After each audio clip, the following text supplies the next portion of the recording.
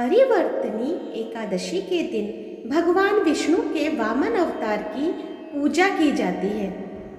इसे भारत के कई क्षेत्रों में पार्श्व एकादशी के रूप में भी जाना जाता है। इस एकादशी पर श्री हरि शयन करते हुए करवट लेते हैं, इसलिए इसे एकादशी को परिवर्तनीय एकादशी कहा जाता है। इसे पद्मा एकादशी के नाम से भी जाना जाता है।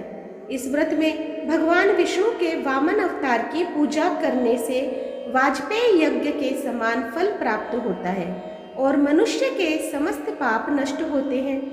यह देवी लक्ष्मी का आह्लादकारी व्रत है, इसलिए इस दिन लक्ष्मी पूजन करना श्रेष्ठ माना गया है। परिवर्तनी एकादशी व्रत पूजा विधि। परिवर्तनी एकादशी का व्रत और पूजन, जिसे पार्श्व एकादशी व्रत के नाम से भी जाना जाता है, ब्रह्मा विष्णु समेत तीनों लोकों की पूजा के समान है। इस व्रत की पूजा विधि इस प्रकार है। एकादशी का व्रत रखने वाले मनुष्य को व्रत से एक दिन पूर्व दशमी तिथि पर सूर्यास्त के बाद भोजन नहीं करना चाहिए और रात्रि में भगवान विष्णु का ध्यान करते हुए सोना चाहिए। व्रत वाले दिन प्रातः काल उठकर भगवान का ध्यान करें और स्नान के बाद व्रत का संकल्प लें। इसके बाद भगवान विष्णु की प्रतिमा के समक्ष घी का दीपक जलाएं। भगवान विष्णु की पूजा में तुलसी, ऋतु, फल और तिल का उपयोग करें।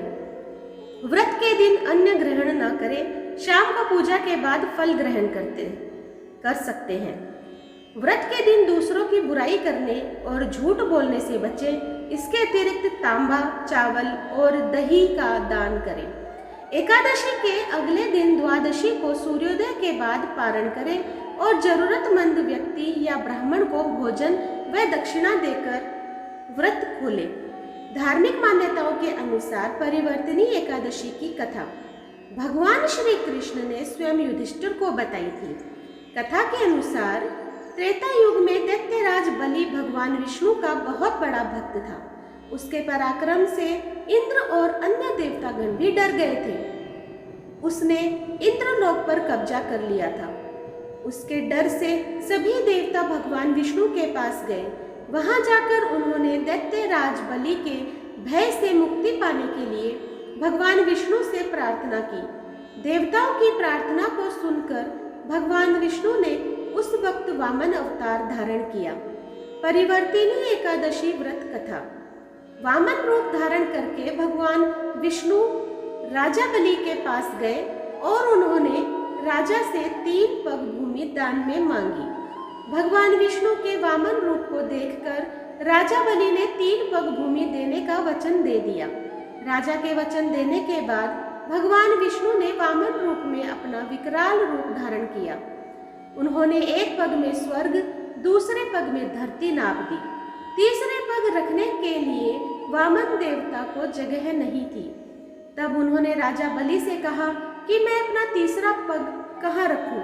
भगवान का यह वचन सुनकर राजा बलि ने कहा, हे प्रभु, तीसरा पग आप मेरे मस्तक पर रख दें। यह कहकर उसने अपना सिर वामन देवता के सामने झुका दिया। तब वामन देवता ने अपना तीसरा पग राजा बलि के सिर पर रख दिया। उसकी इस भक्ति को देखकर भगवान विष्णु बहुत प्रसन्न हुए और उन्होंने उसे पाताल लोक भेज दिया। इस तरह से भगवान विष्णु के वामन रूप धारण करने का उद्देश्य पूरा हुआ और देवताओं को भी राजा बलि के आतंक से मुक्ति मिल गई। तभी से यह व्रत संसार में विख्यात हो गया।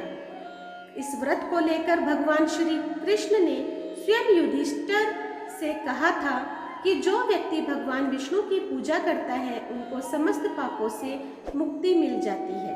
तो दोस्तों, आज मैंने आप लोगों के सामने परिवर्तनी एकादशी की कथा प्रस्तुत की।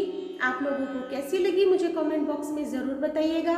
जो लोग मेरे चैनल पर नए हैं प्लीज़ सब्सक्राइब कर दीजिए, लाइक कीजिए और शेयर कीजिए अपने दोस्तों और परिवार में, और इसी तरह मेरा सहयोग करते रहें। और दोस्तों, आप लोगों में से बहुत लोग मेरी कहानियाँ सुनते हैं पर सब्सक्राइब नहीं करते, तो उन लोगों से मेरी विनती है, प्लीज़ रेड बटन पे क्लिक करके मेरी वीडियो को सब्सक्राइब कर दीजिए, मेरे चैनल को सब्सक्राइब कर दीजिए और बेल आइकन ज़रूर दबाइए ताकि रोज़ जो मैं कहानी डालती हूँ वो आप तक ज़रूर पहुँचे। धन्यवाद।